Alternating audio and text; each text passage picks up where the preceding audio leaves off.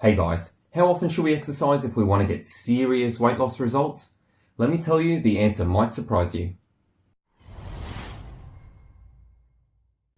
Okay, so if you saw my video a couple of days ago, I talked about some of the findings that the National Weight Control Registry have. Now, they're a group, they do a big study on participants that have lost a serious amount of weight loss and kept it off for a serious amount of time. So, in fact, if you even want to be part of it, you've got to have lost at least 15 kilograms of body weight and kept it off for over a year and a half. And in fact, the averages of people that are on the study, they've actually lost more like 30 kilograms of weight loss, and they've kept it off for 5.5 years or so.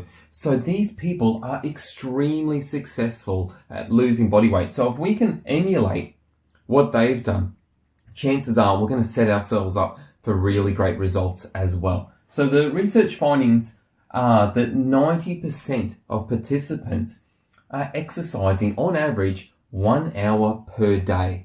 So there you go. These people are doing something active every single day of the week. It's a lot, right?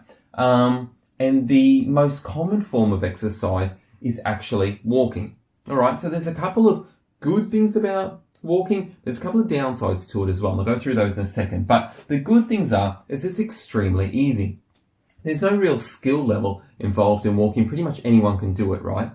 And the other thing is because it doesn't put much stress on the body, we recover from it almost instantly, so we can do it daily. It's no problem whatsoever. However, there's a couple of downsides. Now, one is it doesn't boost our metabolism very much. So, for example, when we're walking, we're burning calories, which is cool, but when we stop walking, we pretty much return to our resting state almost immediately. Whereas there's other forms of training which put more stress on the body, and it takes a long time for the body to return to its resting state. In fact, it can take hours. And during that time, we're burning lots of extra calories as the body recovers.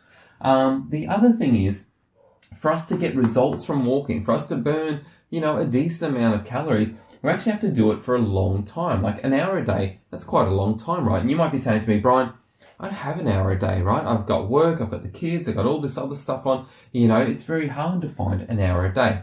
You're in luck. So there's other forms of training which get similar, if not better results than walking in far, far less time. So I'm talking about circuit training and high intensity interval training. So to begin with circuit training, that's resistance-based training. So using weights or weight machines and doing large muscle group exercises in very quick succession, straight from one to the other, and doing it over and over a couple of times. High intensity interval training is where we're doing cardio activities, so running, bike riding, cross trainer, rower, that sort of thing, but we're doing it extremely hard. So we're going at almost a sprint for a minute or so, and then we're backing right off. Well, for a minute or two, we're going really easy so that we can recover, and then we hit it hard again, and we do that over and over again. And so these two types of training can get us more results than walking, and we can do it in far less time. But there is a slight downside. Because these put stress on the body, we do need more recovery. And that's kind of to do with this whole boosting metabolism thing, right? So if with either of these styles of training, we really want to give ourselves a day or so's rest. So if we do circuit one day, we want to not do it the next day, and then we're good to go on the third day, right?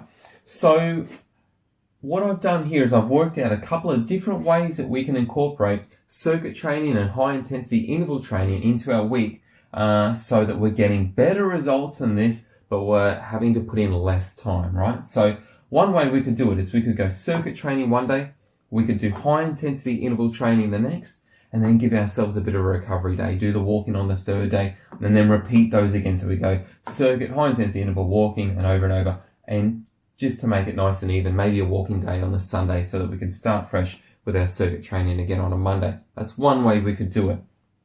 Another way we could do it, and this is probably if you're a little bit more advanced, we can go circuit training on one day, high intensity interval training the next, and then just bounce between the two 6 days a week. And although theoretically that's enough recovery between them, it wouldn't be a bad idea on that seventh day just to put in a day where your body gets a full recovery. You know, we just do a walking day. It's not very strenuous, so that we're ready to hit it hard again the next week.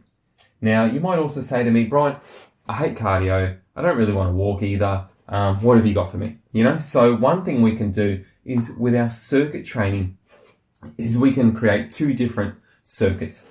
So we could have a circuit 1 and a circuit 2, and we can just bounce between the two, so that on one circuit we're doing one set of muscle groups, and on the other circuit we're doing a completely different set of muscle groups. So theoretically, they're getting kind of a day's rest in between as well. And just like that second example, a walking day on the 7th day wouldn't be a bad idea, just to give your body that full recovery again.